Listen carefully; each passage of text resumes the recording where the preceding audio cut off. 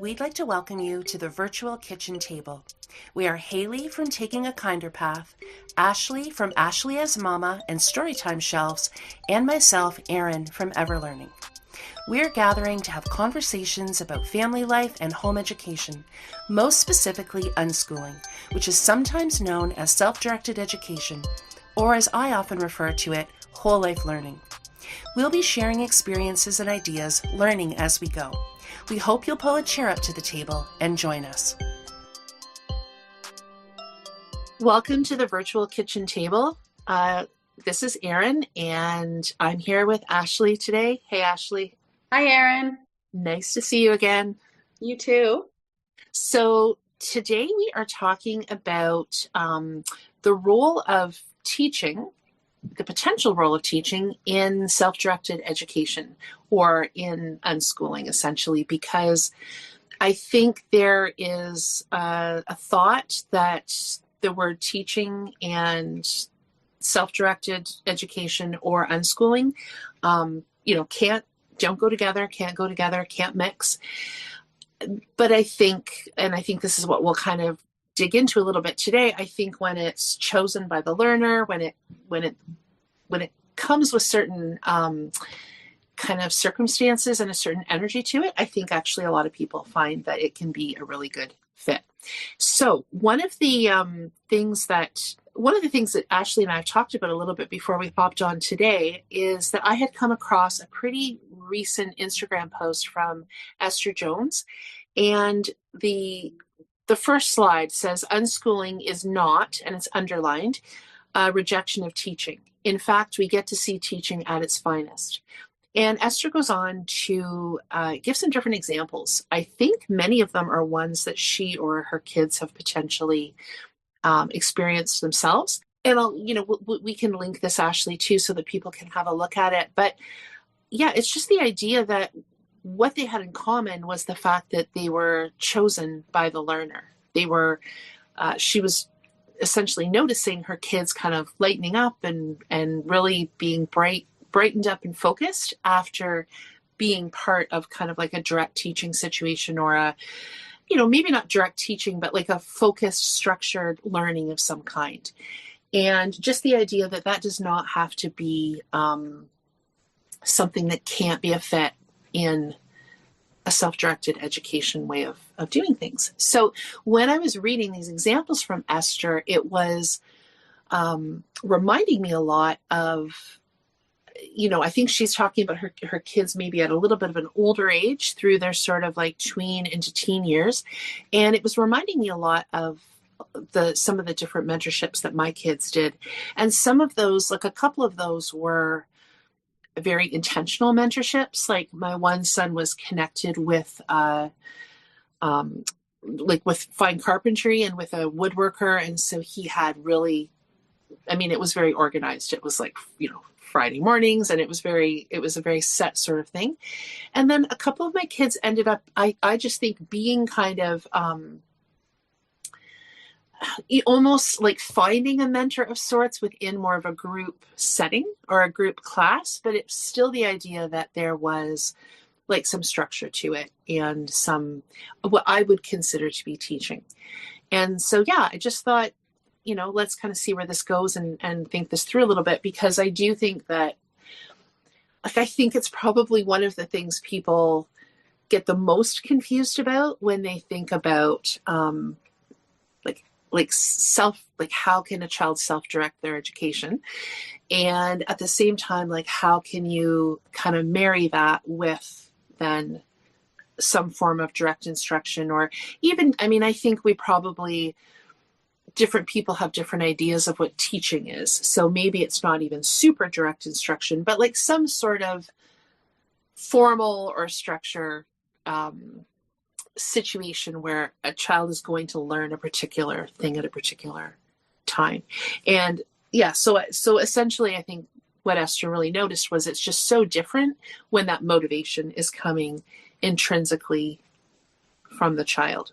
And I will say that, several times when my kids were involved in things that were maybe other kids weren't paying as much attention to, or I would get comments from like coaches or choir leaders or Sunday school teachers or just like group things where they would say, oh my goodness, your kids are so interested in this, or they're so focused. And I just think the difference, I think it's two differences. One, they're not saturated with direct instruction all week as well, right? So it's not like they were sitting through school all day and then going to do sports drills or choir or whatever afterward. It was it was in the midst of a lot of time that was a lot more flexible. So I think that was part of it.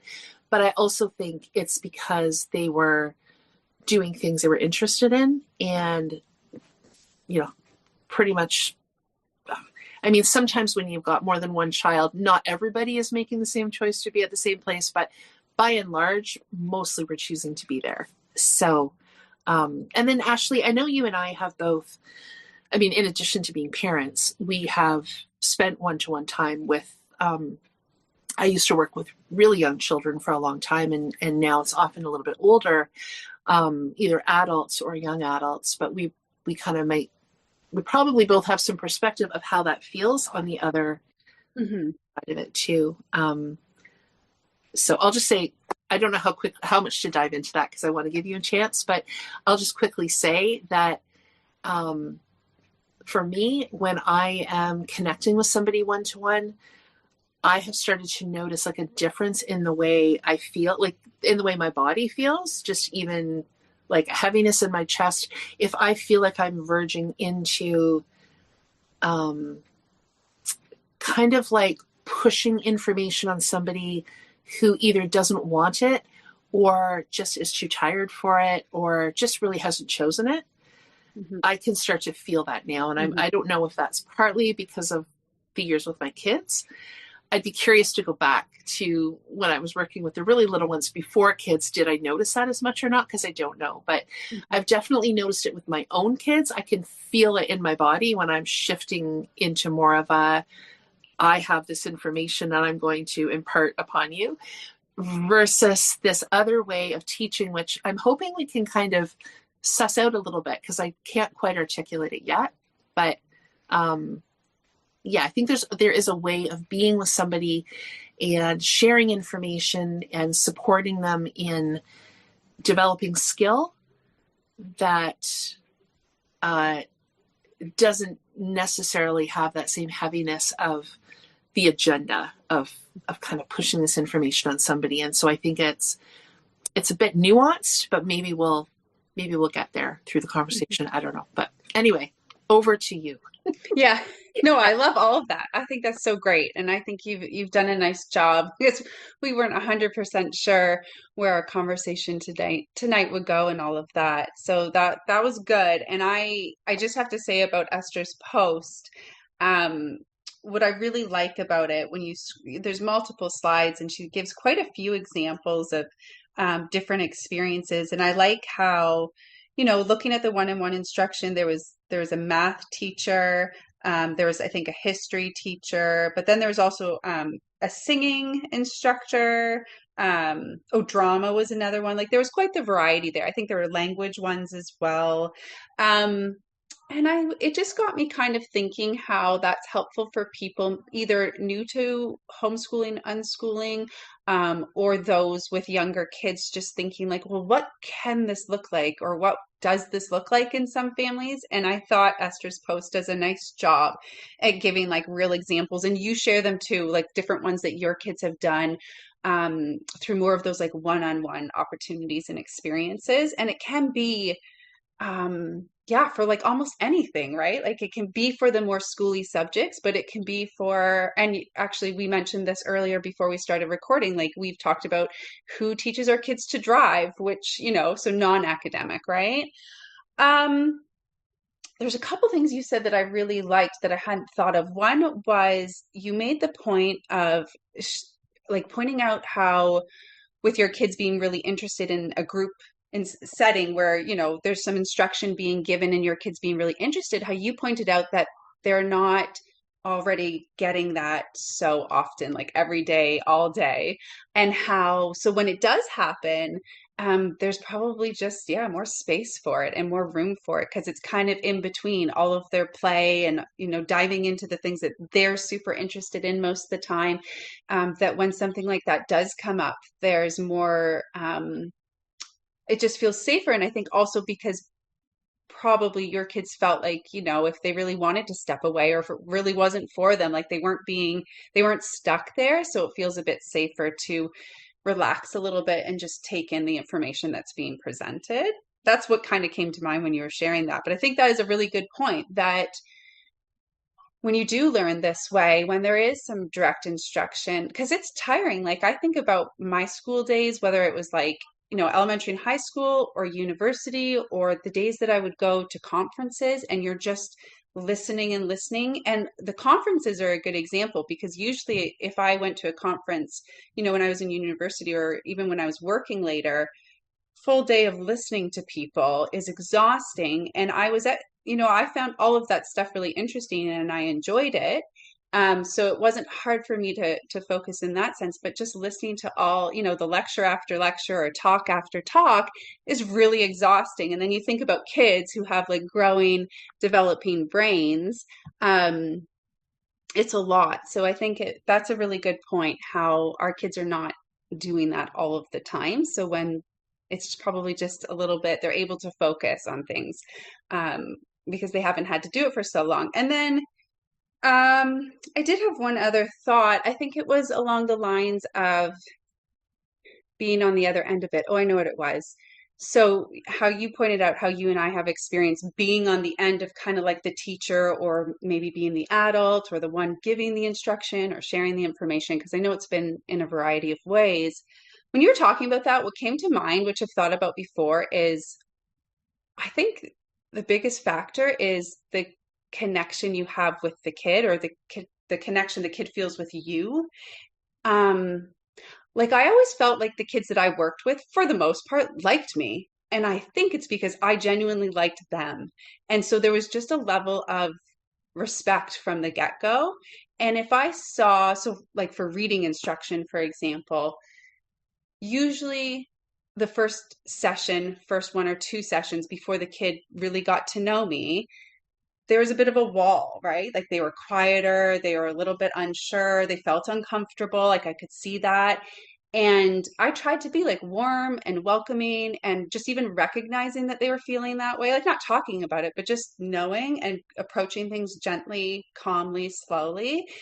And almost, I don't know if I want to put it this way, but it almost felt like I had to win them over. Like I felt like I knew that I had to gain some trust before we were going to be able to do anything. And I didn't like the idea of a kid sitting with me for an hour feeling uncomfortable. Like I thought like, well, I don't want that either.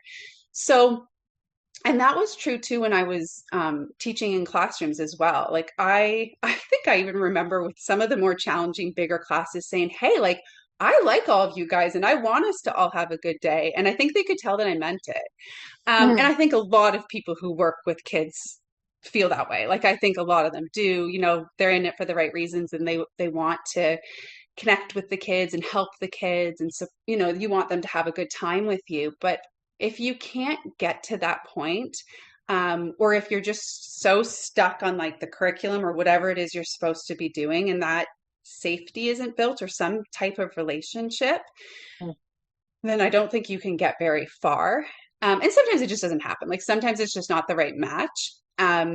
So I think I'm rambling a little bit, but I'm just thinking now, like as our kids get a bit older, um, this is where the effort, I guess, comes in really from on our part as like the unschooling parent is finding the tutors that our kids are expressing, if it's a subject that they're wanting more support in, we're going and finding the tutors. It might take a few tutors before you find the right one, or mentors, which I'm sure we'll talk about later too.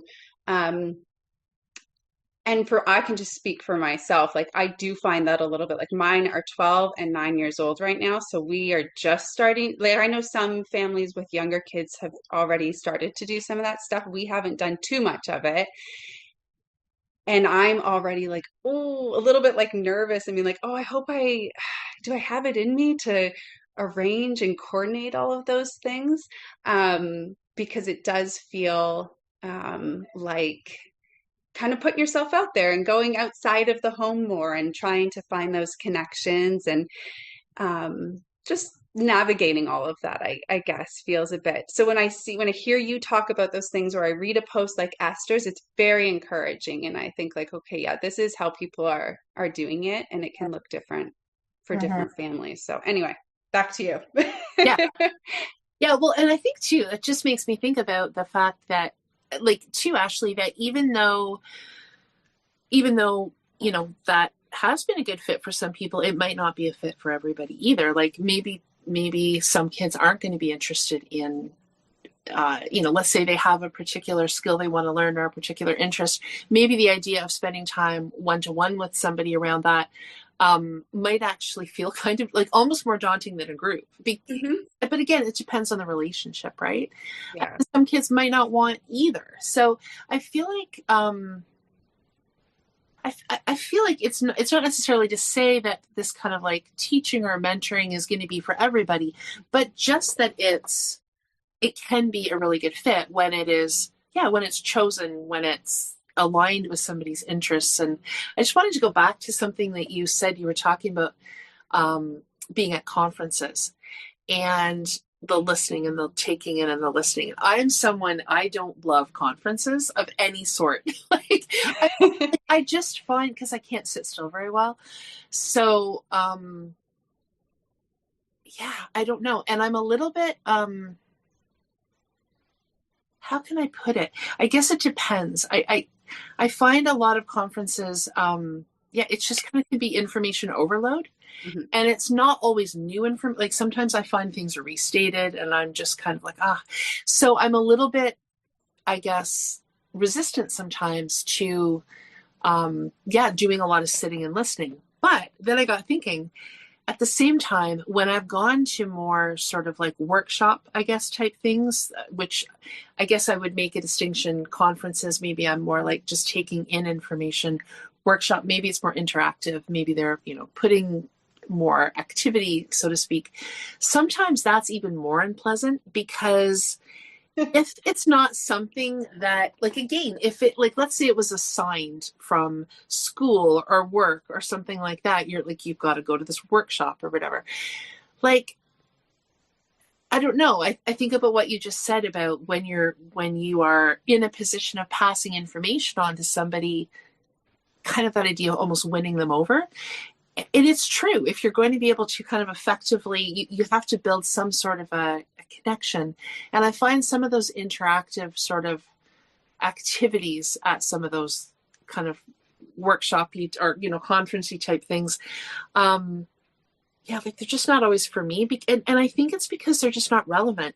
It feels like, somebody's been asked to put on some event and they're planning icebreaker activities and they have to show their supervisor that there's a certain amount of value to the content or whatever.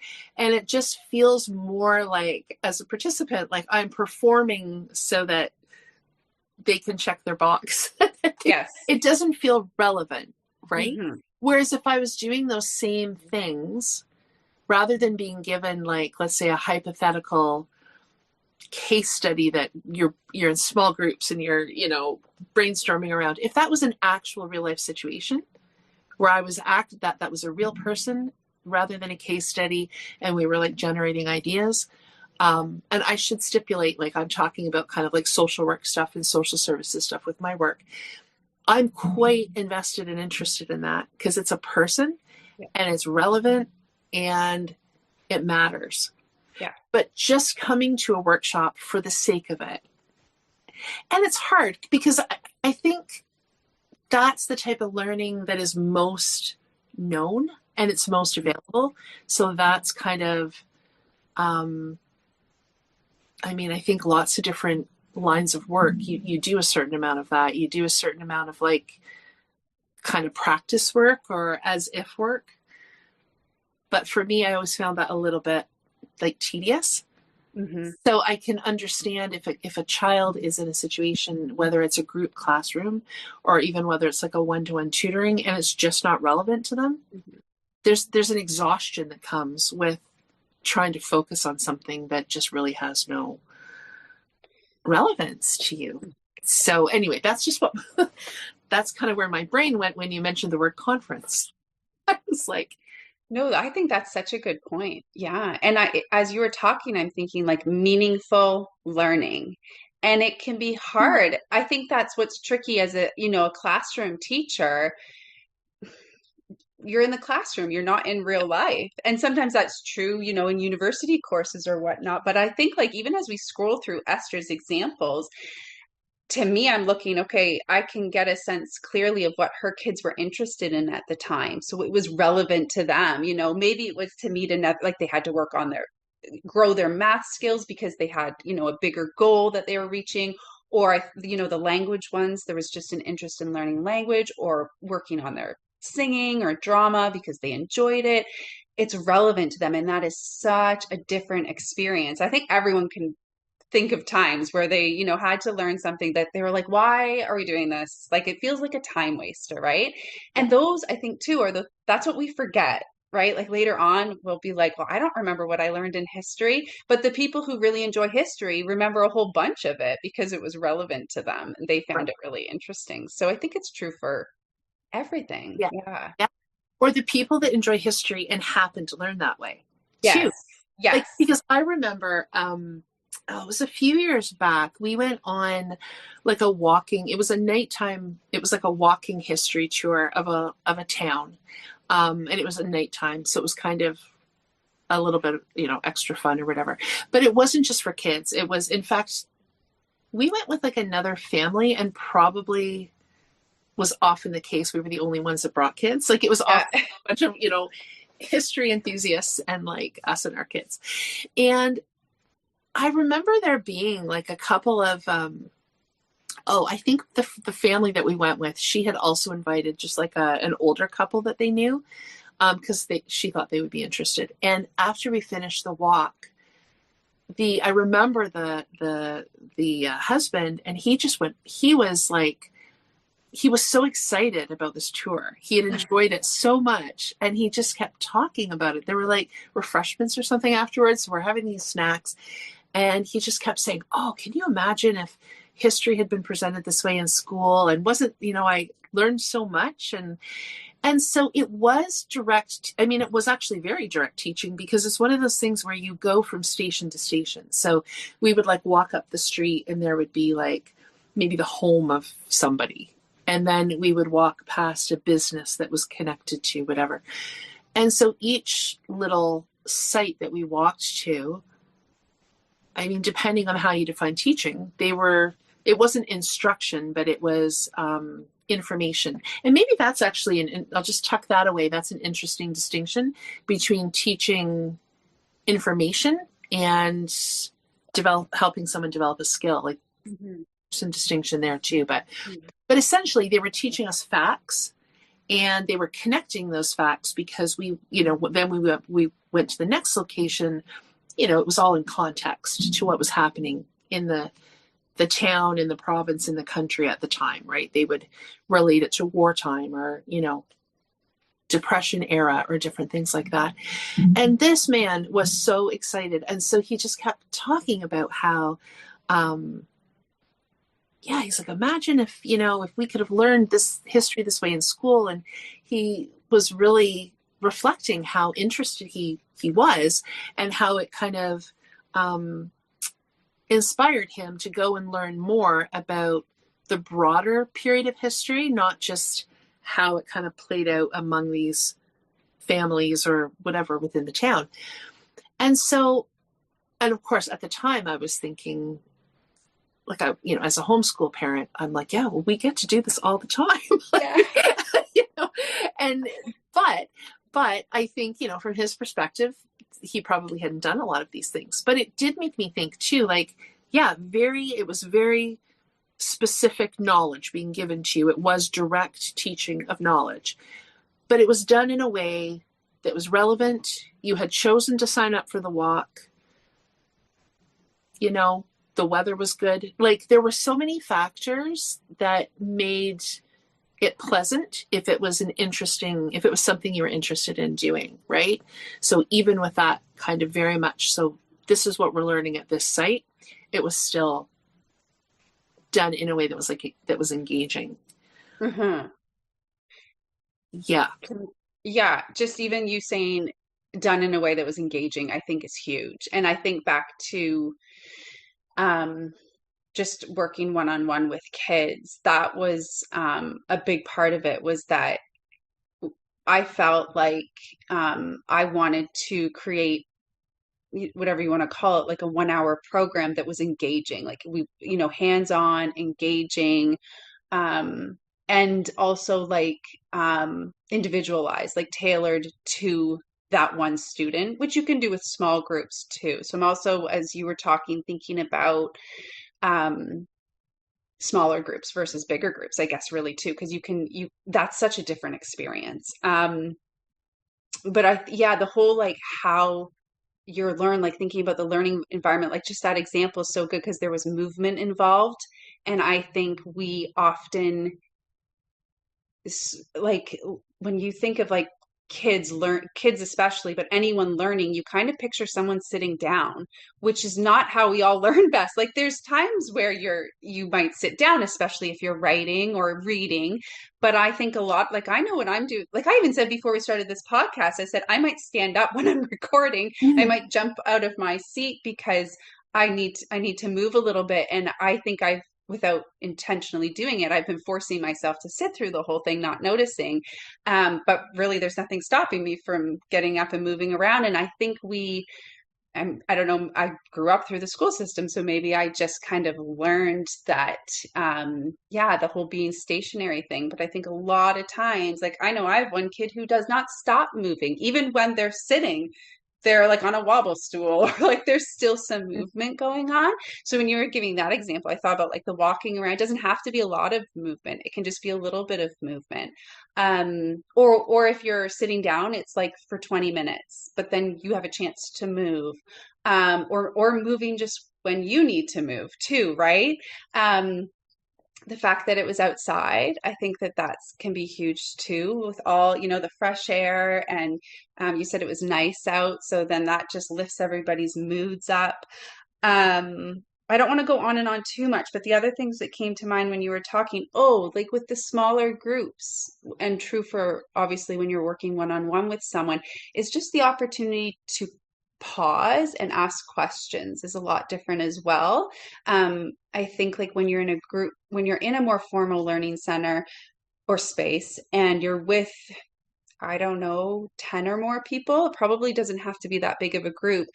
I think we're all much more likely to, keep our hands down in our lap and just continue listening. But I think we learn, like I'm just thinking about when I'm with my kids and we're learning about something together, we're talking a lot. There's a lot of back and forth. They're asking a lot of questions. I'm asking questions, and then it goes wherever it goes.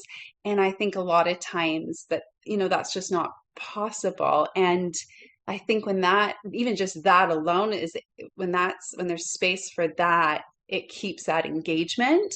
And that's when the learning keeps happening, because you could be talking about something that interests the student or the learner, but like there's so many different things you could talk about. So if the learner is able to ask questions, they really get to decide what information then start. Like you can, do you know what I mean? Like you can kind of change. Yeah. I'm trying to think of a specific example. So it's not just about stopping and asking clarification questions, but that example where you guys were on the walk and you were learning about the history. There's so much that could be shared, I'm sure, about all of those stories. But if the listeners can ask some questions about what's really interesting them, they're going to stay engaged when they're getting the answers. I'll stop there. Yeah, no, I'm thinking of like some specific examples that are related to that because you're right. I think, and not that there's anything wrong with direct instruction or teaching in a larger group, because sometimes you want that kind of diffused. You maybe want to take in information, but we don't always want. Sometimes we don't know what we don't know, so we kind of want to hear a certain amount, and maybe we don't have questions in that moment. So it's not to say that that can't work at times or for some people. But you're right, that ability and the comfort to ask questions, the larger the group gets, I think the narrower the comfort is with asking questions. And the problem with that is it doesn't then, there's no kind of feedback loop to the teacher.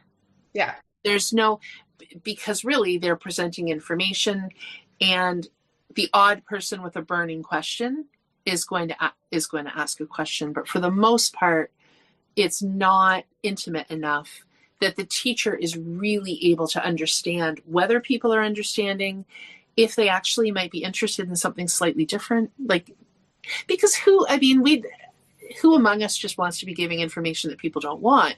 Like, I think that's the other thing, is that usually the person who's mentoring or teaching or whatever is wanting it to be relevant. So having those smaller ratios, just, I feel like it's more enjoyable for everybody, not just the people that are there to like gain new knowledge or learn a new skill. And if I think about, in particular, the woodworking mentorship, and also my daughter was part of a small, for years, she worked with an artist, and usually about 2 or 3 other kids.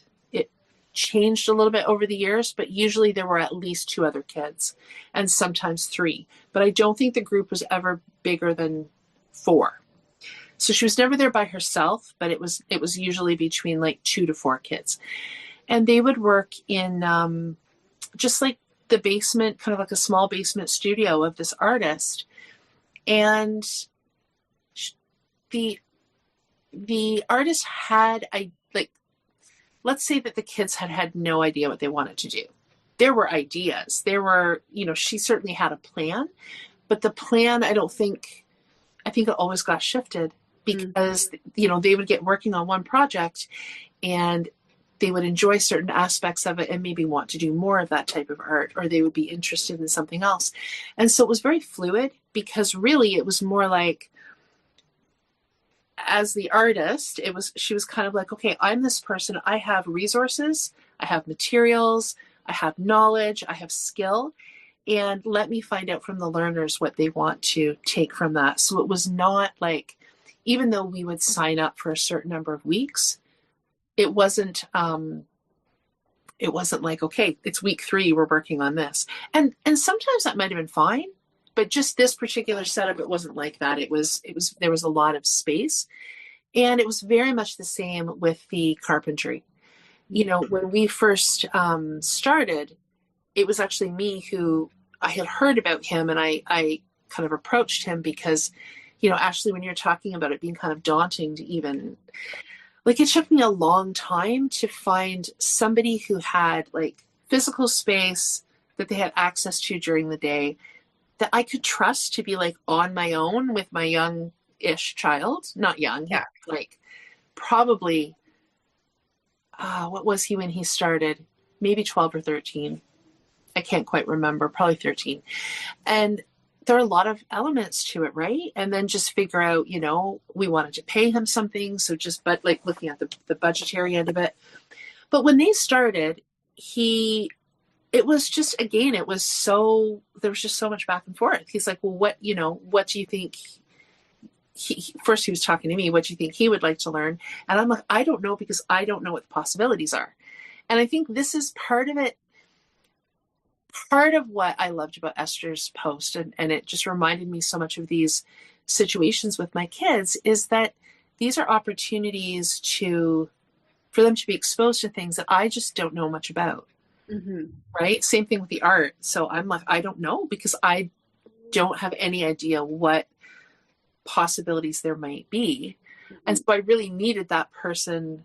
I don't want to make it sound like kids can't learn if we don't hire private people. I really don't want to make it sound that way, but I just want to say that this can be a really excellent option. So for us, this was an opportunity for him to pursue this interest, and they kind of figured it out bit by bit. And it took the carpenter a little while to see like where my son was at, what his interests were, not just with woodworking, but like just, well, anything, just his fine motor skill, his comfort level with different tools, his understanding about safety, right? In a machine shop with like all of those things. It was that relationship building for a while. And they kind of started with a project that my son was interested in.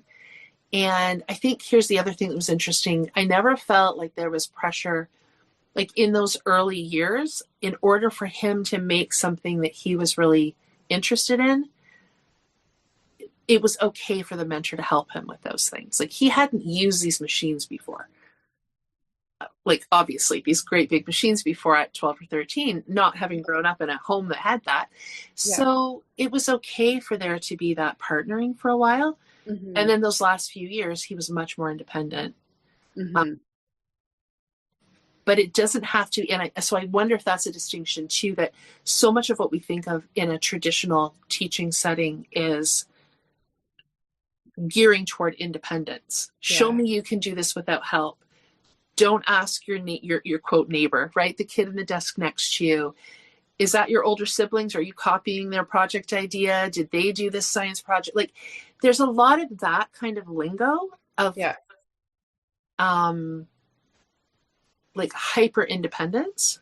Mm-hmm. And so I think what this more sort of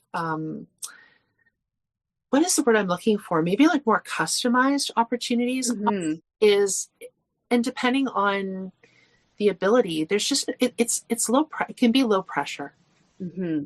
It doesn't have to be though. If a kid is looking for like a really high level of challenge or a higher level of pressure, I think that can be available. Mm-hmm. But it's just it's just, it feels like in some traditional teaching settings, it's all people know. It's a challenge. Don't share ideas. Don't copy. Don't let anybody help you. Or right? Like almost like there's a fear that we have as the adult in the situation that the kids won't be able to do it on their own eventually, which is silly. I'm sure we'd all recognize that as silly when we put it out there like that. But there's almost like maybe even pressure. I'm just going to think back to teaching, like the pressure a teacher can feel to get her class or his class or students ready for the next grade, right? So there's this pressure that they're under or feeling, to get the students to a certain place before the end of the school year. And then, of course, the kids are feeling that pressure too. And then they're putting that on themselves. And I feel like really like the way you're talking about the mentorship, because it just makes me think about how, and I agree, not all kids want or need this. And homeschool families don't have to go these routes at all. But it's cool that it's an option because it's such a what did you say? Like you can customize the experience, which again has me a little bit like, can I? Because it is kind of figuring it out as you go. So maybe it's not completely comfortable. Although I think it could be just depending on the person that you connect with. But it can really, I don't know, as you were talking, I was even thinking too about it's not so much. I think lots of times when I hear other parents talk about like signing their kids up for something, or they'll bring art home from school, and the parents are, I want to say, even like disappointed in the product that comes home, whatever the product is, whether it's art or a project that they worked on. And I just think there's so much loss there because to me, the learning's happening during the process. It's not about the finished product. I mean, it can be sometimes, but I'm just thinking about your son doing the woodworking. I'm sure those first few projects were not as good as the not final projects, but the projects that he did a couple years later with all that experience. But that allows, him to see that growth. Like there's that visible representation of the growth. And like what you were saying to me, to take that pressure off, like I'm imagining your son and his mentor, like doing it together, like, and the mentor having the role of pulling back as your son gained experience and confidence. So there'd be a bit of a dance almost, I guess, right? But never like take this and go try to figure that or do, like it was something that they did together, which I think creates like that's so much more enjoyable for everyone. And I just keep thinking about how much safer you would feel as a learner, because I feel like even then you could probably take more risks in what you're trying because you know you've got a person right there next to you. Yes. Yeah. And I think too, there is this like, so I mean, as much as we're talking about these activities and skills and knowledge being chosen by the learner, it's also an opportunity to match kids or find opportunities with people who are passionate about what they're doing. Yeah. Because a lot of what you were talking about too, about like teachers getting kids ready for the next grade, or I mean, it doesn't even have to be school. I'm thinking about other maybe lessons or even one-to-one things that are maybe like the focus is more performance or remediation, or like we have to either get to a certain level or we have to fix this or whatever. So often those things might be more like, not that a teacher isn't passionate about spending time with kids and teaching kids, but it's not a particular area of, it's different somehow than like working with an artist who they're not under the gun of a board of education to meet certain standardized test scores. Like they're sharing something they love with somebody who wants to learn it. And so it's not even just the learner, it's also the passer on of the information. And so there's just like this, there's like this dual enjoyment, or in the case of the art where it was a few people, there's like a small group of people, like a small collective of art, right, of young artists really, and the older artists who are like working together. And so I'm even thinking about like with both the art and the carpentry, like, because it was never framed that way, there would be periods of time. I can remember after it had been a few years, and I remember the carpenter saying to me, just kind of inadvertently, like it wasn't like there was a report card or anything for this, but just inadvertently, he's like, oh, I keep, every now and again, I feel like I should mention to you. He's like, just about my son, he's like, he's so comfortable in here now. He said, like, I would feel comfortable if he wanted to come in and use the shop and do a project on his own. Like, but incrementally, I hadn't really been hearing that, which is fine. I probably could have asked, but it almost started to feel more like their private. It almost felt a bit invasive to be digging around about skill level. Yeah. Which I think is kind of interesting. Like, because I think when we first, I guess it depends what our intention is when we embark upon something like this. Is it kind of like fulfillment and personal development, or are we hoping our child will get to a certain level? And I think because with both my daughter in the art and my son with the carpentry, it was much more, like they have interest in these things, and I would love for them to have an opportunity to dip into that. That energy, I think, was then clear to the artist and the woodworking mentor, where they weren't coming back and reporting stuff. And then because my kids developed such a beautiful relationship with these people, it really would have felt silly for me to be like, so how are they coming with their such and such skills? Or to even ask the kids that. Like, it really wasn't that. If they brought something home they've been working on, it was more of just like an interest or a celebration of what they were doing, rather than how many levels have you come up, or how many. So I hadn't thought about that till I was saying this now, but there's almost just a beauty in that process that feels like it would be cheapened to try to like dig around too much into it. When the kind of woodworking mentor, the carpenter, said that to me, I was like, oh, that's interesting to know, because we haven't actually talked about that. And the other thing I just wanted to briefly say about that is the idea of like those first projects. Oh, I mean, I'm sure from a safety perspective too, he was maybe even giving more help than needed to start with, because he wanted to know where at with it, right? And then probably a period of time where my son was more comfortable with tools and machinery and just skills.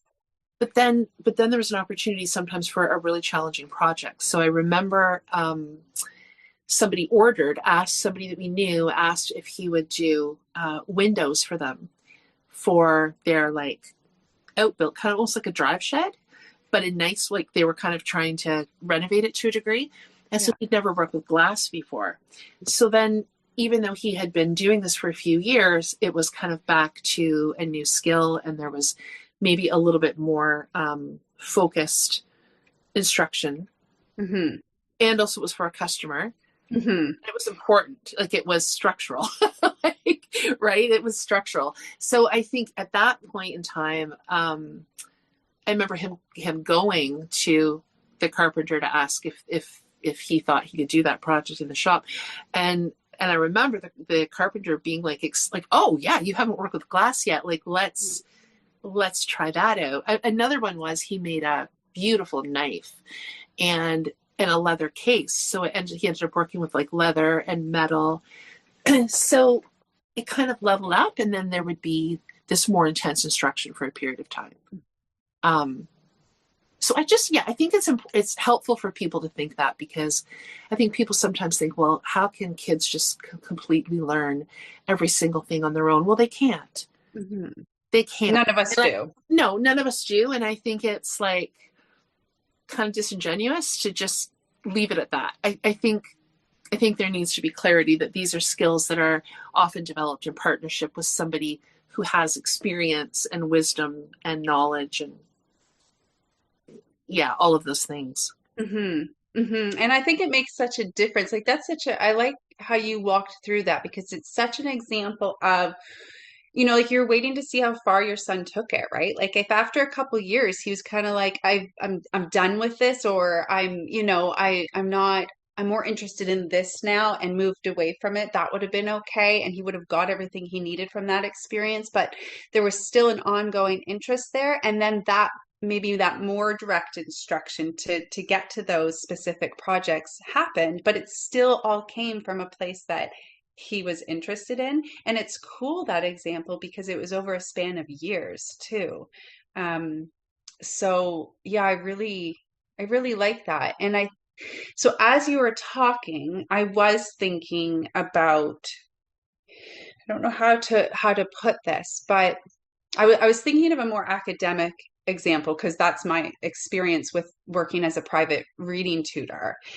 And because as you were talking about your son in the woodworking, and same with your daughter with the artist, there's academics involved in both those things, obviously. But, it definitely came from more of a creative place for both of them. And it's something they were interested in. And then to find like the more experienced people who can mentor them and support them through that, you can kind of see like, oh yeah, I can see how that would really work, because you find someone else who's really interested in it, who can pass on what they've already learned. But I will say that not only when I worked as a private tutor, but the nonprofit that I worked for, we ran a reading program where we had hundreds of elementary students matched up with volunteer reading tutors. But one thing we really figured out as to why this particular reading program that was so successful, or why it was so successful, I think anyway, was because the volunteer reading tutors came from the local university, and they were pretty much all university students who were looking to gain experience working with kids. Most of them were going in through the teaching program and wanting to become teachers. And I always explain this to people, because our nonprofit was connected to other nonprofits across our province, and they wanted to offer this program that supported kids in reading. And it was a really tricky one for other locations to offer if they didn't have access to like if they didn't have a local university, or if they did, they didn't have the students who were looking for that type of experience. But we would match up these kids who were struggling. They were the kids who were really struggling with their reading and really behind, and quotation marks, behind in their reading at school. And the parents were really looking for help. But we had these volunteer students would have been like early 20s. So they were quite a bit older than the elementary students, but still very young and excited and warm and friendly. All of that, like they were so excited, like I'm finally getting to like work with a real student and I'm going to make a difference. Like they came with a lot of enthusiasm and passion, and they put together these incredible, fancy, like boards once they got to know like what their students were interested in. And they were gaining a lot out of it as well, because they were really looking, like for a lot of them, this was their first real hands-on experience that was going to really benefit them. So I always described it as such a like a win, like a win-win situation, because obviously the younger students were going to get the support that it would help them when they went back to the classroom. But the volunteers were gaining just as much as well. So it was such a positive relationship. And I think like the young kids, like this is the program where like, the parents have been having a tough time because their kids have been struggling with reading, and they thought, well, we're going to sign you up for this tutoring program. And so many of them would comment saying, my kids are like coming home from school saying, is tonight the night I get to go? They'd be so excited to go. And I think it's because they were met with their volunteer tutor who's genuinely really excited to, I guess this goes back to what I was saying earlier when we started about having that like respectful, kind environment and relationship. But I just think how, and that can be tricky to find, but I think it's that matchup, right? Where when, regardless. So I wanted to give a bit of an academic example. And I like that one because it can be tough to work with kids who, well, just if you take a kid who struggles with their reading, they usually don't want to work on their reading because it's like me with my cooking. I don't like cooking because I'm not great at cooking. We don't really necessarily want to do the things that we don't feel we're very good at. But obviously to get better at whatever skill we're trying to work on, you should be doing it. And it makes a really big difference. So the other thing I'll say is that with the reading program, they would meet for a total of 16 sessions they'd meet twice a week for 8 weeks, and the kids would do awesome. Like the kids, so many reasons, right? All the ones we've talked about, the one-on-one support, they were able to, really meet the kids with where they were at and focus on where they were really struggling. And it just was such a feel-good situation because all of the kids were really happy, the parents were really happy, the tutors felt so proud of themselves, and they thought, gave them all the encouragement to be like, yes, go work with kids, you're clearly great at this.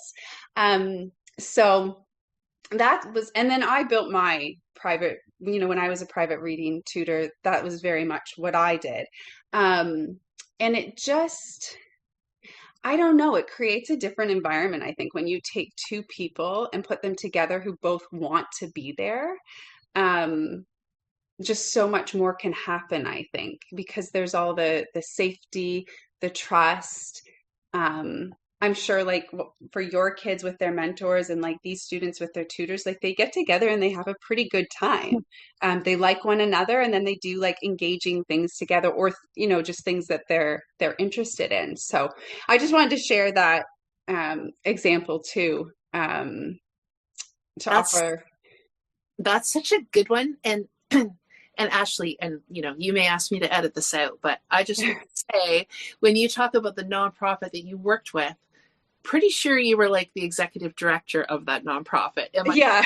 Okay. I just want to give you, because obviously, you were setting up something that was super positive. So just, want to throw that in. Yeah, well, thank you. I have to say, I did not, I had my hands involved for sure, but I can't take full credit for the program. So, no, I mean, no, for sure. But I just wanted to put that in there because I feel like, you would have a lot of insight into different, I just wanted to give you. Well, thank you.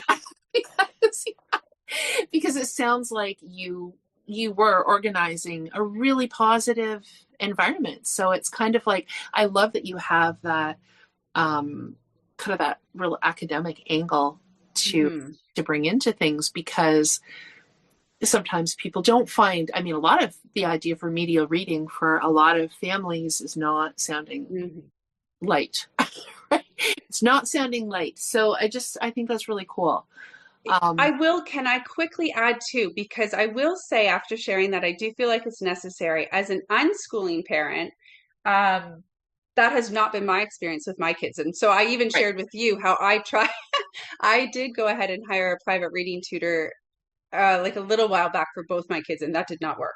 So it doesn't always work. And I think for my two, it wasn't the right time. It was just a very different situation because they weren't at school struggling. So it was a very different situation. Um, and oh, there was something else I wanted to say about that, just to kind of balance it out. Oh, I'm drawing a blank now, so Yeah, no, I'll let you that's know if I think of it. yeah. No, that's okay. But I love just even the lightness when you're talking about it. It sounds like it was, yeah, just really, really, really cool. And it makes me think too. I mean, I guess I think I've talked in the past about how a couple of my kids did like I guess what we would call our provincial, some online provincial courses, and when they for high school, some high school courses, and that was usually to kind of be prerequisites for other things they were interested in. But with my one guy, it was really an active interest in accessing instruction externally, right? Like I think that's interesting to talk about because there is something different about gaining information or skills, developing skills with somebody who's not your parent. And I think we can kind of hide from that a little bit because in the earlier years of homeschooling, that's kind of something that is put upon homeschool parents that, well, you can't be everything to your child needs an opportunity to learn from other people, both from the perspective, I guess, of will we be enough? Like, people assume we won't have enough knowledge in all areas to be able to kind of foster that learning, but also just the idea that that I guess kids should develop those external relationships to learn. And so I feel like it's one of those things, again, it's so individual. So not all kids are going to feel this way. But I do think some kids have periods of time where they are curious about what would it be to, and I'm not even talking about like a cool artist mentorship, like literally the provincial standard course. What would it look like if I took this geography course or this math course or whatever? And so the first time that we kind of had experience with that was such a positive one. And it was actually something that I could see there was a real restlessness. And so we kind of talked about some different options, and he ended up taking that virtual course along with a couple of friends. The nice thing about that is it had a lot of live classes. So it wasn't necessarily it wasn't self-paced. It was in the moment. You would log in for your class. It also wasn't massively flexible, which was interesting. It was like school is, your class is this day or it's that day. But it was really cool that first course that he took, even though there were probably 25 or 30 kids, again, it's virtual. So it's easier from a quote classroom management perspective, I think. So there's more space to kind of have that back and forth. But I remember that teacher, he had camped. I think it was like a Canadian geography course. He had camped in like every province and territory in Canada, and he brought such a like an exuberance for Canadian geography. Like he was just pumped. And so it really did, it was contagious, and I think even though it was group learning rather than a one-to-one mentorship, yeah, there was just something kind of contagious about being part of that. And I also think it was, again, back to what we talked about at the beginning, because it was chosen and because the rest of his week wasn't looking like that, there was an ability to really enjoy that time and gain a lot from it. And there was a lot learned. And I do know in some of those courses too, because my other, we took pockets of them, my guys did. And there were times that they were really irrelevant and just all the stuff you remember about Yeah. sometimes stuff was unfair, like just whatever. But I think again, because they were being taken for a purpose, like a course was needed so that you could apply to something else, there was still a lot of it still felt chosen. Mm-hmm. Right? Like you can choose something because you're passionate about it, or you can choose something because it meets a certain goal or it meets a certain need.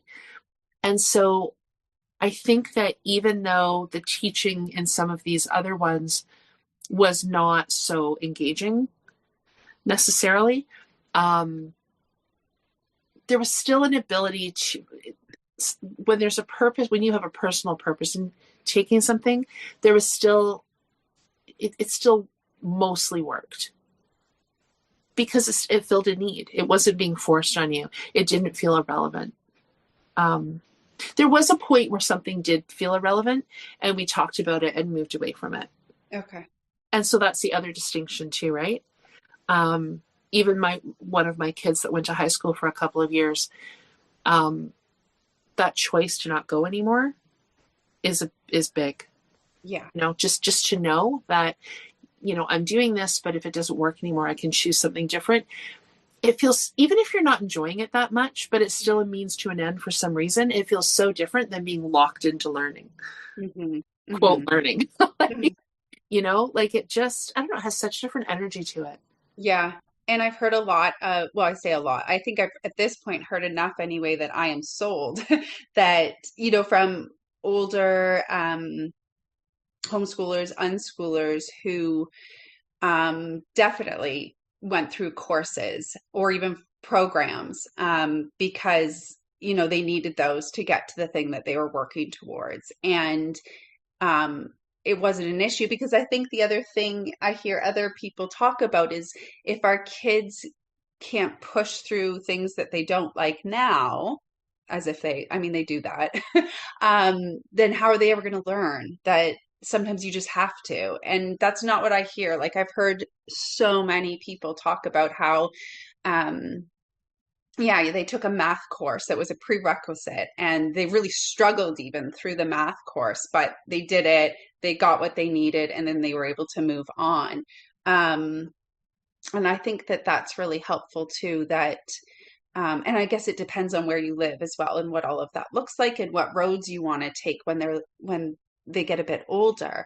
But I think that's a worry that some people have when their kids are younger, that, as if it takes years of preparation. I think we've talked about this on here too, that it takes years of preparation so that you can learn over time to get up and go do the thing that you don't want to do. But we know so many people who have homeschooled and lived a very different way through all their young years. And then, yeah, I've heard enough people talk about that now that and it doesn't seem any different than like the courses that I might have struggled through, because either I was, it wasn't something I was really strong in, or it was just something I really wasn't interested in. Their struggle through it sounded very similar to my struggle. And I had gone, I was in school since kindergarten. So I don't know that I don't think that has to be a worry. And yeah, and I think it's, sometimes we do have to take something, or we don't have to, but if it's part of a bigger goal that we're working towards, then we do it. Yeah.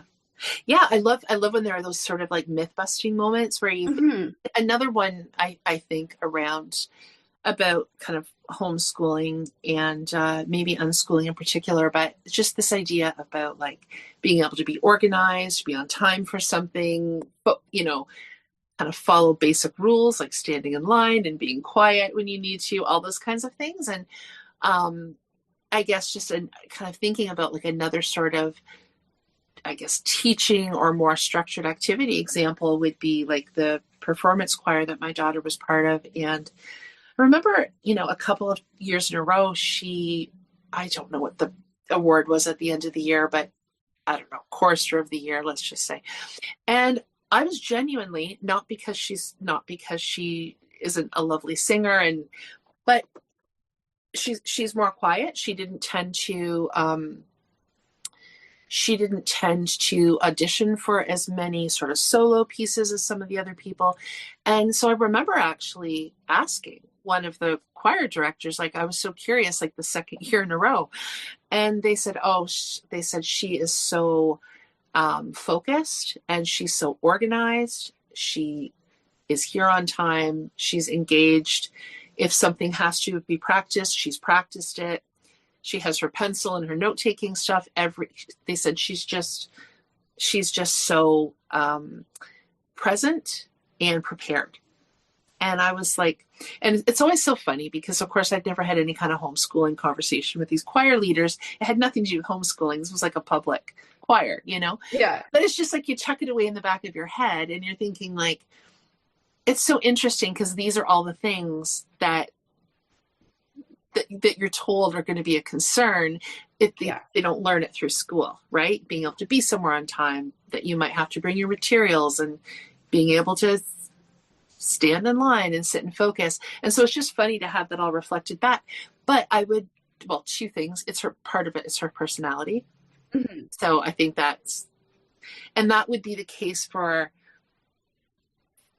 anywhere we go. You know, you can't just say homeschool kids are this way, school kids are this way. Yeah. You're going to have school kids that are highly organized, and you're going to have some that aren't at all. And it's school kids. Like, it's so much of that is like an innate sense of who you are.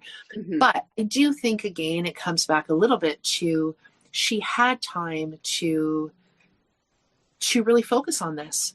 Mm-hmm. So when there were songs that were more difficult or were in different languages, or she put herself into that. Mm-hmm. She had the opportunity to do that. Mm-hmm. And so, in fairness to some of the other kids, she also wasn't trying to rush there after a reading tutoring session after. Mm-hmm. So she did have her bag prepared. Mm-hmm. Because there was an opportunity to do that. And so that kind of leads me to like some of the things we think about, like what kind of frantic life are we preparing our kids for? Mm-hmm.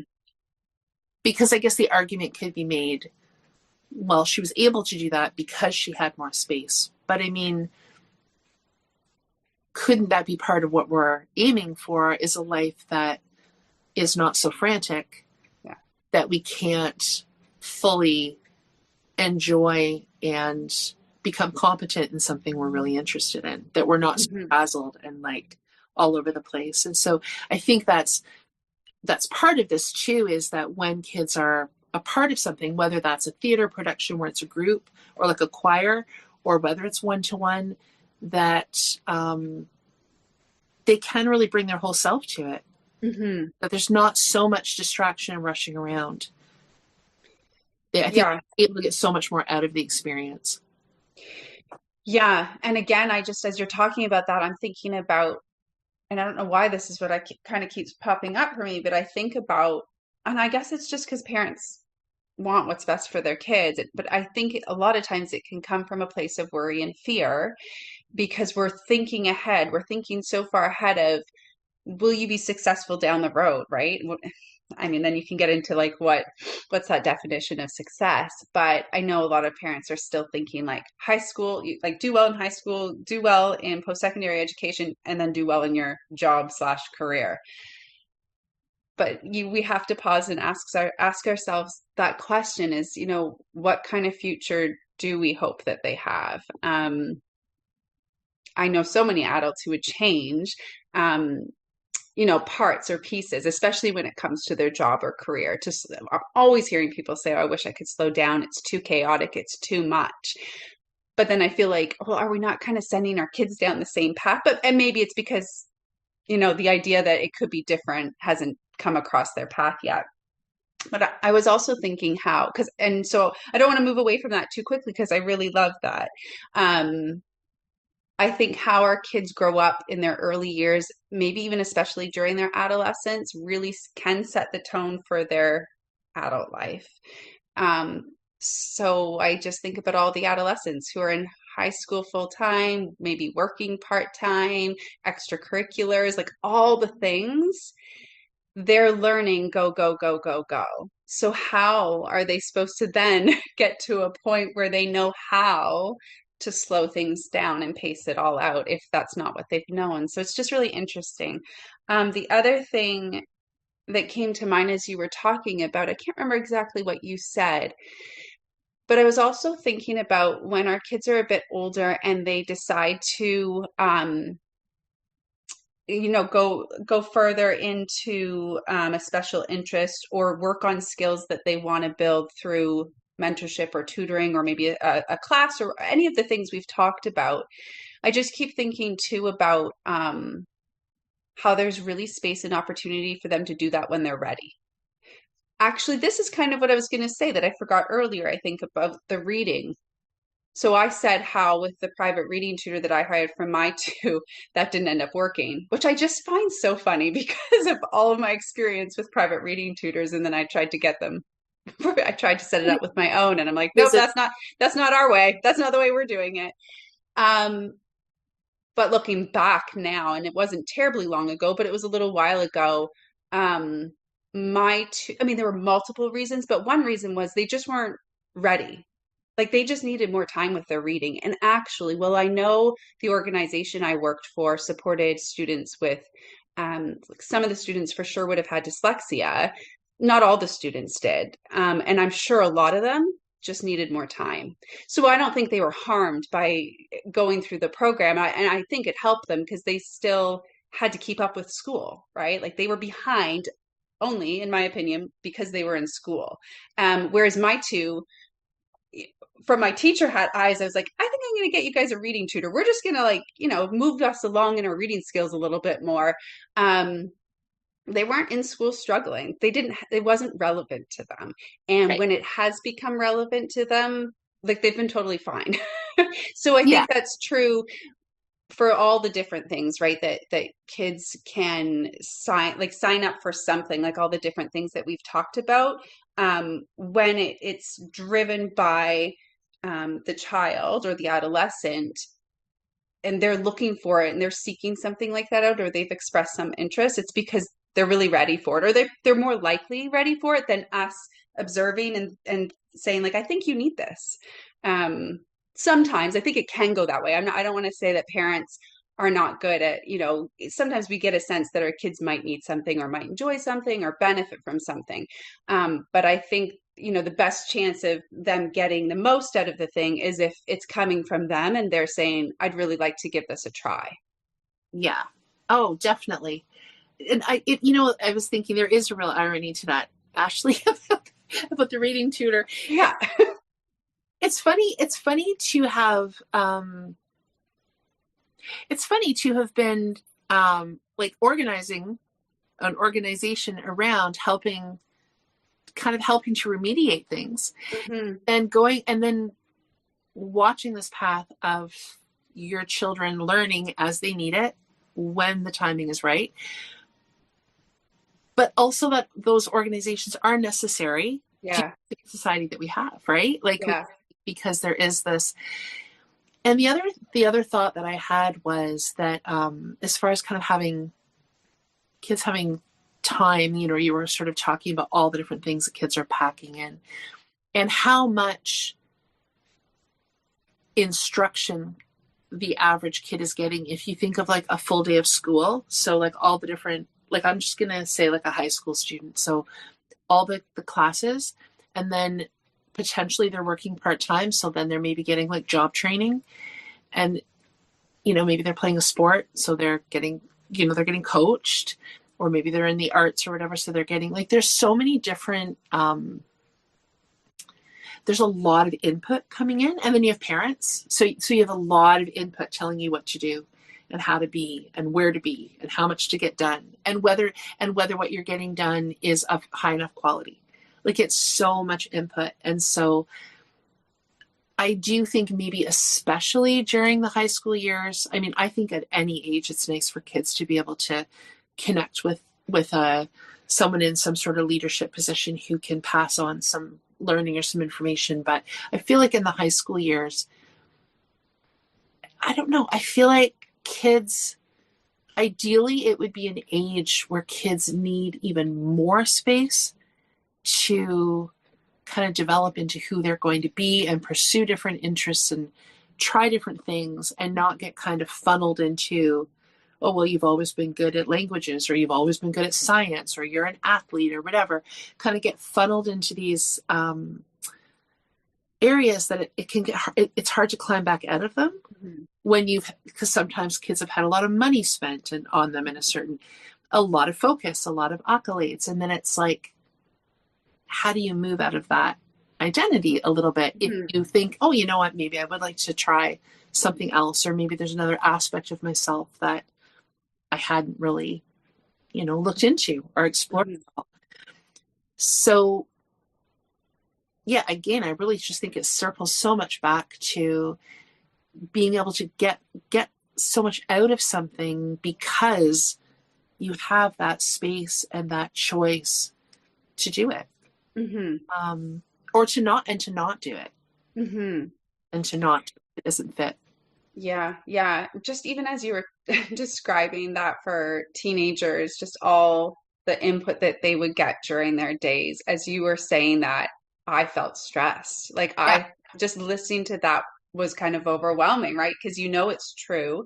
That wasn't my experience. Although, I mean, I did high school full time and worked part time. I did some extracurriculars. But I think and I remember too being that age feeling quite tired. Like there's a lot of brain growth happening during that time too. A lot of sleep and rest is needed. Well, I think that's what I mean. Outside of what is being demanded of you, Hmm. just being that age, like Hmm. physiologically Yeah. and emotionally and spiritually, like it's such a period of like growth. Yeah. And that's the period that all this stuff is descending upon you.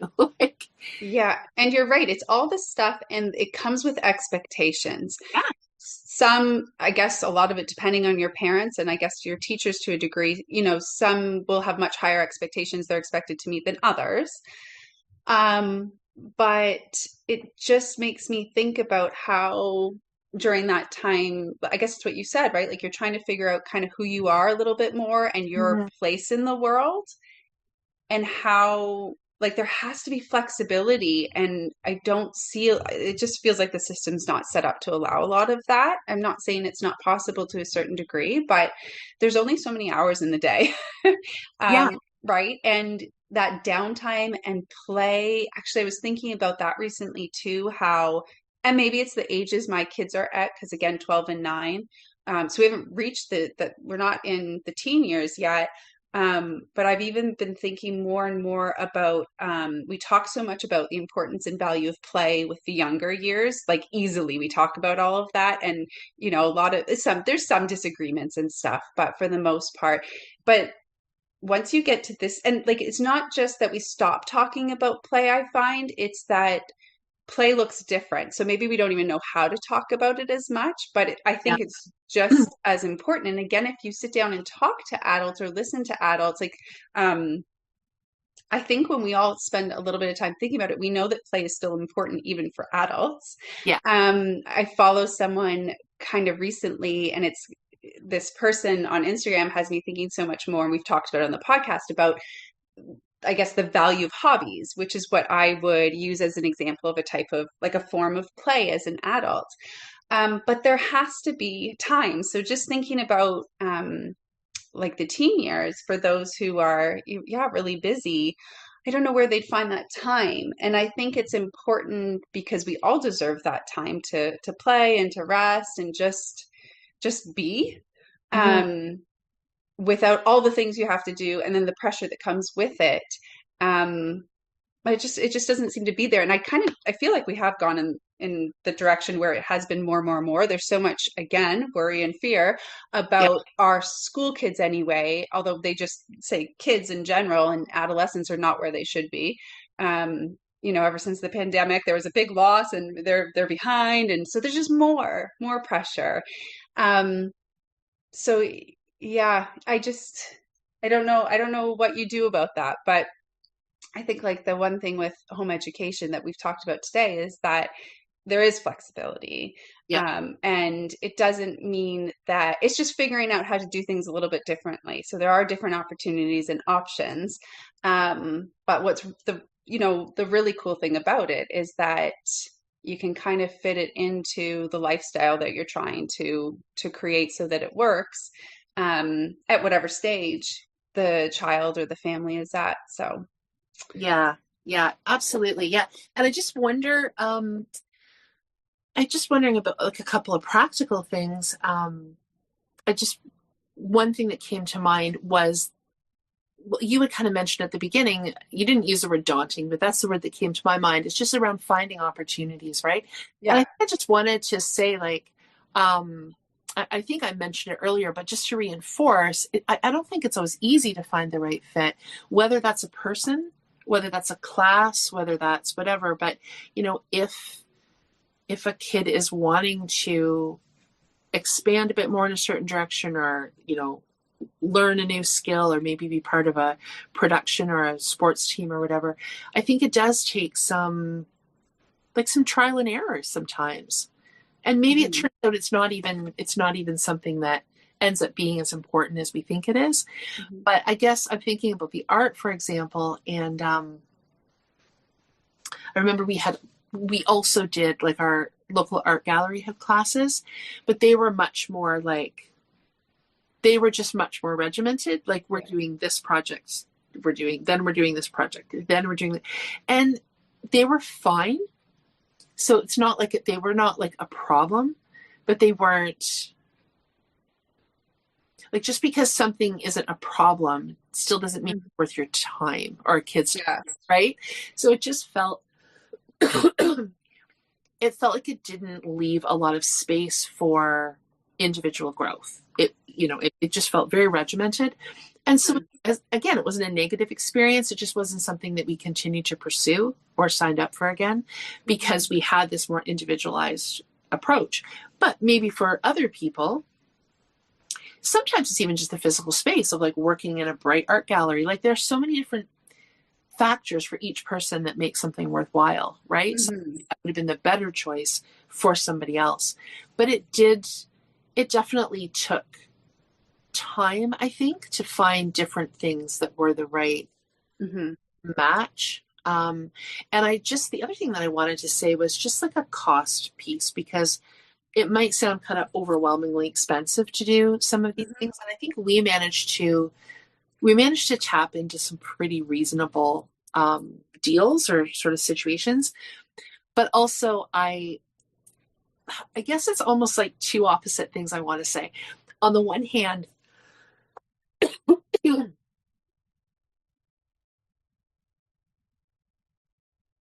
on the one hand, I think it's always nice for families to be able to find, like, free or low cost opportunities. And we did find some of those through, like, I think any time that you do something that's sort of citizen oriented. So we had a lot of kind of good external learning experiences that happened through, like, volunteering for places, or becoming involved with kind of like public groups where there was knowledge, there was skill being passed on, but it was also in service to something. So, I think I've talked before about just some of the conservation pieces Mhm. a couple of my kids were involved in. And so it was like they were calling for volunteers. And then within that, you were learning. Right. Some of that was pretty direct. Like, you would take a volunteer training, or you kind of had to know a certain number of things to be part of something. So I feel like those opportunities were extremely rich, actually. Um, and they were free. Like, Yeah. they were totally free. In fact, sometimes you got stuff. Yeah. Not only did you, some, like, just different paraphernalia or whatever. So yeah, I think anytime that you can think of, like, what is being asked for in the community from Mhm. a volunteer perspective, or, I think we've talked before about, like, citizen science, all those kinds of things. There's often pieces that you can tap into, and it's not necessarily like a private lesson, but you are gaining skills, and you are getting some instruction, and some, maybe even some certification in certain things, Mhm. part of something.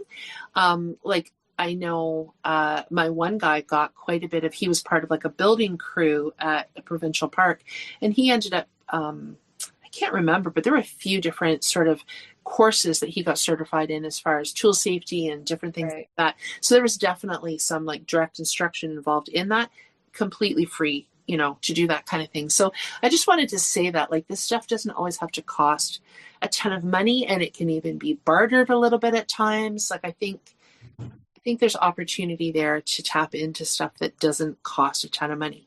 The flip of Mm-hmm. it is if we were in a position to do so, I also wanted to appreciate people's time. So to go back to this carpentry and art, both of those were situations where the people themselves started offering things at a really reasonable price, and probably because of the relationship wouldn't have kept, oh, well, this year the price is going to be this. Like they wouldn't have sort of added inflation, and they would have just continued on because that relationship had built. But, I tried to be aware of like, what are the cost of materials, right? Of acrylic paints and certain types of wood and all these different things, and just the person's time, right? Mm-hmm. And so, and the rising cost of living. So if we were in a position to do so, I would often offer a little bit more just so they didn't have to ask. Because Mm-hmm. sometimes when you get into these private situations, like if you're clear that you can't pay and you would really like this experience, and the mentor is like, yeah, I'd love to pass on this experience, or maybe it's a retired person or Mm-hmm. whatever, just wanting to, I think that's one thing. But I think sometimes, just going to put this out there, sometimes as homeschoolers, we can really like getting a good deal. Mm-hmm. That's nice, but I also think if we can, it's really nice to value people's time and just value that monetarily, if we're in a position to. Yeah. Yeah. No, I think that's great. And I think, yeah, again, it just kind of gives more of a sense that there are many options and different ways of doing things and arranging things. Yeah. And I think even just listening to you talk about this too, I know I have, um, like I've kind of gone out of my way whenever I am around someone who's been homeschooling for longer to ask these types of questions and just get a little bit more curious about like, so what did you do? Or if someone starts sharing something, I'll ask like, how did you find that person? Or like, how did you come about that? And it is kind of surprising about all the things that are out there. And if you start thinking a little bit more outside of the box, I think the other thing that's helpful too is in thinking about like the volunteer type work. That's really helpful for those of us because we like with younger kids, we're kind of getting to that point where I keep thinking about that now with my oldest being 12. Um, when they're younger, you're kind of, so from my experience in talking to friends, people are actually talking about it today, how especially families with like bigger families, and they're signing their kids up for all the different things and all the extracurricular. Now, you'd be people who are in school are doing that as well. But I don't know, like here, there's like the school soccer team. Like there are opportunities like music, art. There's probably not enough, but like there are different opportunities in school that you kids get to tap into that homeschool kids just are not at school doing Yeah. that. So I think sometimes it feels like, especially when they're younger, that you're like, well, I got to sign them up for all the things or whatever they're interested Yeah. in, and it does. Some of it can really add up really quickly, especially depending on what it is. Like hockey's really expensive. I know gymnastics can have really high prices. So I think that that's a helpful thing to think about, though, because again, thinking about the future, you can be okay. What about all the things that they're going to be interested in when they're older? But that's when they're old enough that they're able to start giving back and doing like giving back more and doing different things that they can Mhm. also really gain from as well. And that obviously takes some looking around for. But I think what is really cool about that too is not just that as they get older, they're capable of helping out in those ways, but I think, or maybe you even said this, but I definitely thought it about how those teenagers are often looking for those types of opportunities, like not maybe a specific volunteer opportunity, but just I don't know, to feel needed, to feel like they can make a difference, to feel that they have something to offer. I think as our kids get older, that's natural for them to benefit from opportunities where they get to feel like, oh, yeah, I can come and I can do that. I can take care of that.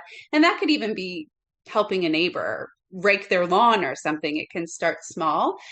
But I think that that's really helpful because I think, yeah, just with homeschool families, and bigger families too, with more kids interested in different things when they're younger. I mean, we've talked on the podcast too about free to low cost opportunities too. So those are out there as well. Um, but I know it can add up really quickly for families. So it's probably helpful to think about as they get older, there are ways to access opportunities that don't cost as much. Well, and some of the volunteer opportunities that you can be part of as you get older, like as you Mhm. get into those, maybe like tween and then into sort of the high school or teen years, are quite um, like some of them can be quite in depth, Hmm. really rich experiences. And I agree with you, Ashley. Like that idea of feeling like you can, you can contribute. You can, Yeah. I think, is really.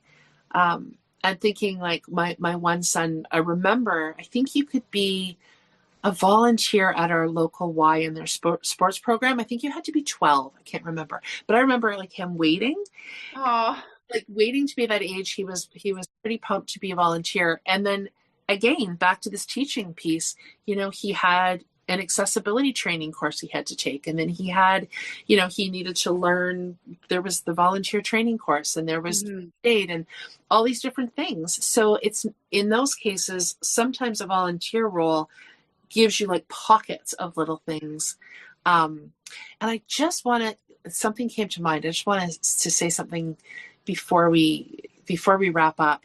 Um, Sometimes, I mean, as much as we talk about individualized learning and being able to tailor it to the learner, sometimes kids really are looking for a group, maybe even a large group learning Hmm. opportunity where they do want to um, yeah, they want to kind of feed off one another. They want to have that bigger group experience. And I do think it can be hard from a homeschool perspective when we've sort of grappled against some of these stereotypes that are thrown our way that, our kids don't have to have 35 people in the class all day and they don't have to learn from another adult or whatever. But sometimes those things are really refreshing for Hmm. kids and they actually are wanting that sometimes. Hmm. And it doesn't always have to be in the form of school. It Hmm. could be a sports team or a choir or a theater production or Hmm. any of those things where there's just maybe that slightly more traditional model. And maybe even if it is a little overwhelming and maybe they can't get a ton of individualized focus because there's so many kids, maybe the experience itself is just worth it Yeah. on like a personal growth level. Yeah. I want to see what it feels like to be part of a group of 25 kids and follow directions from a teacher. Like just on a personal level, it might be what they're looking for. Hmm. And so I think when we're talking about it in the context of self-directed learning, it's just helping to facilitate any of those opportunities, Hmm. even if they feel like they go right back in the face of what we've kind of been working not to do. Right? Like, No, I think that's really important though. And I yeah, think even for there could be curiosity around, being part of the larger group, like what you were just talking about, just curiosity. But I think our kids are meeting school kids all the time. They're seeing and hearing about school kids in the movies, in the shows, in the books. So I think naturally it makes sense for some of them to get to a place to say, I want to know what that's like. And yeah, I want to know like how I would fit into that and just what that would feel like. yeah, And I don't think I mean, that's okay to be curious about those things and even just being part of a larger group, right, can yeah, feel good. yeah, But I think what with all of this is really for me anyway, it fits into unschooling, homeschooling, self-directed education. Um, is that the kid has choice in it, right? yeah, Like they have freedom, they have choice, and that even can look different depending on, lots of different things, but that it's yeah, that there's choice, that they can try it out, they can test the waters, they can decide when it's time to leave, they can decide how far to go with it. Like just that there's that flexibility and that it comes down to them having it, it's up to them. mhm. I think that's what makes the biggest difference. Yeah. Yeah. Agreed. Agreed. I think so too. So, okay. I think we might have wound ourselves around to the end. Yeah, that was good. Yeah, it was good. It was good. Yeah, so I guess I've done pretty well the last couple of times at just remembering to say that, very much appreciated if people want to leave a review or a rating on the podcast, pass an episode on to somebody. If you think that there's something that would be of interest, we would love for you to do that. We also have a donate button on the website if anybody feels so inclined. That's always helpful. I think that's really it. Oh, it's been good. You know what? I don't think we've pointed this out, but for people who, like, I was just thinking about how you're so good on Instagram at not only posting the episodes, but you also provide like a really detailed outline of the like points of our discussion, which I know I appreciate. I think other people really would too. So just for anyone who is listening, who's like, oh, is thinking back to something we talked about, right? That might be something that people, if they go to your Ever Learning on Instagram, would be able to, once the podcast is out, go and look through those discussion points, because I always appreciate you take the time to type all those out. And maybe they can also find those right on the podcast platform too. I don't remember. Okay, so they're on the main site, on the Ever Learning site, but I'm not sure if they make it. I don't think there's space for them on the apps. Okay. So I think you would have. So they could go to your Instagram or your site would work too. Yeah, no, if they want. Mm-hmm. Yeah, well, that's good. And I mean, with the apps too, you can often read the transcript and right. Yeah. Are you hearing loud? Again, there seems to be drag racing on my street. I feel I didn't hear. It's happened before. Anyway. Oh my goodness. Okay. But yeah, I think that's it for today. And good to chat, Ashley. Thanks very much.